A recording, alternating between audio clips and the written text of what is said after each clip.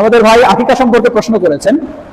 আকিকার সুন্নতি সময় হলো সপ্তম দিন, 3 দিন না, সপ্তম দিন। সপ্তম দিনে আকিকা দিতে হয়, নাম রাখতে হয়।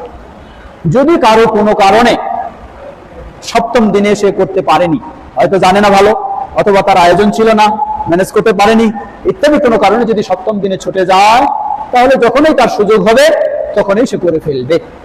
আমাদেরকেও ফতোয়া দেন না আর চলবে না, এই ফতোয়া সঠিক নয়, এই ফতোয়া সঠিক নয়। কারণ এক হাদিস এসেছে, যে হাদিসটাকে শেখ আলবানী রাহিমাহুল্লাহ সহিহ বলেছেন, নবী সাল্লাল্লাহু আলাইহি ওয়াসাল্লামও তার নবুয়তের পরে নিজের আকিকা দিয়েছেন। এই হাদিসটা এক জায়গায় দুর্বল, আরেক জায়গায় সহিহ। তাহলে নবী সাল্লাল্লাহু আলাইহি ওয়াসাল্লামের এই হাদিস থেকে বোঝা যায় যে বয়স হয়ে গেলেও এমনকি নিজেও নিজের আকিকা না দেওয়া হলে দিতে পারবে। তাই আমরা বলবো উত্তম হলো, আসল সুন্নতি সময় হলো সপ্তম দিন। এটি যদি ছুটে যায়, যখনই সুযোগ হবে তখনই দিয়ে ফেলার চেষ্টা করবে। আল্লাহু তাআলা আলাম। এতক্ষণ যাবত যেগুলি শুনেছি আমরা যেন উপকৃত